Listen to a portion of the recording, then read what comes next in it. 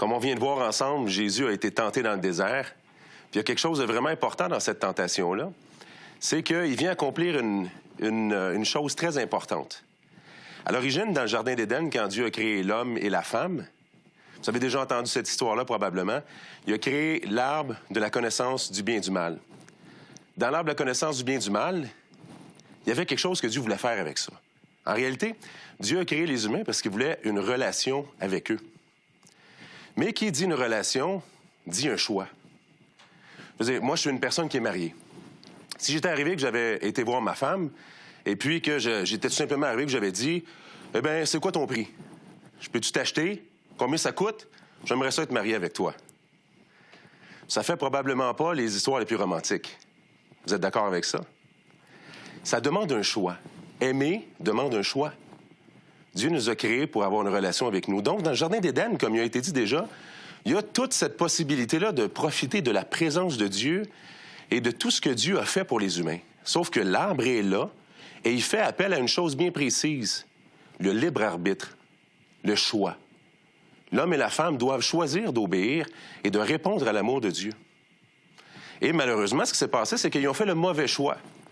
Ils ont décidé de manger de ce fruit-là. Et là, ils sont devenus séparés de Dieu. C'est ce qui s'est passé depuis. On vient au monde dans cette réalité-là, où nous, on est séparés de l'amour de Dieu. On est séparés de sa présence. On vient au monde dans un état où cette relation-là, elle est brisée. Alors Jésus, il est la réponse de Dieu. Jésus, il vient sur terre, il vient accomplir tout ce que les humains n'ont pas pu accomplir. Et quand il est en train d'être tenté par le diable-là, il devient ce que la Bible appelle le deuxième Adam. Il est celui qui revient ici faire le choix et accomplir parfaitement toutes les exigences de la justice de Dieu. Donc, c'est très important ce qui est en train de se passer ici. Donc, quand il meurt sur la croix, il meurt frappé des conséquences de la séparation de l'homme et de la femme. Il y avait la colère de Dieu qui était l'effet de sa justice. Sa justice doit rendre compte pour les erreurs des humains. Ça inclut toutes nos erreurs à nous. Quand Jésus meurt sur la croix, la colère de Dieu tombe sur lui légalement à notre place.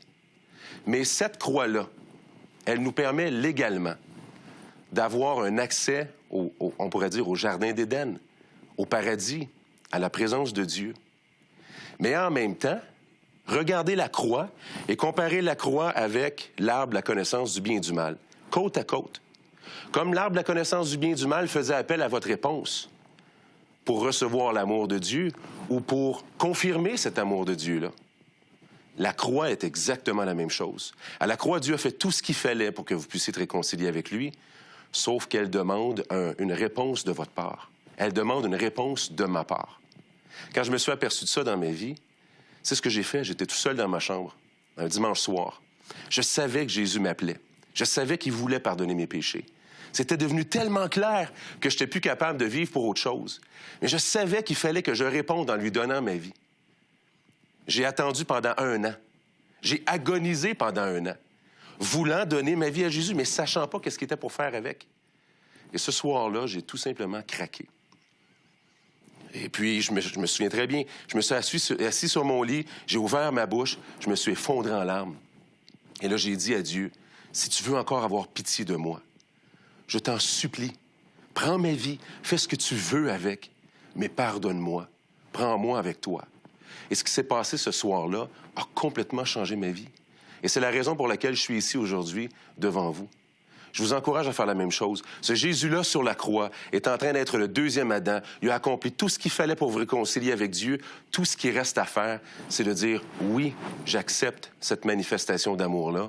Je me donne à toi. » Faites-le aujourd'hui. Vous avez des questions ou des commentaires sur ce que vous venez d'entendre? Contactez-nous par téléphone ou réagissez sur les médias sociaux.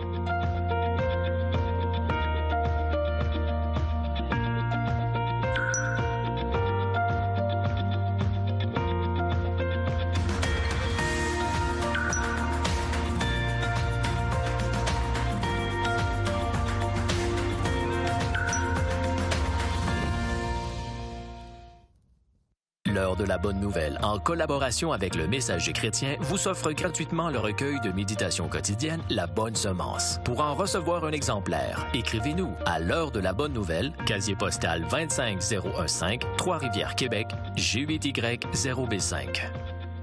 Vous pouvez également nous joindre à info@hbn.ca ou par téléphone 1-866-509-1319.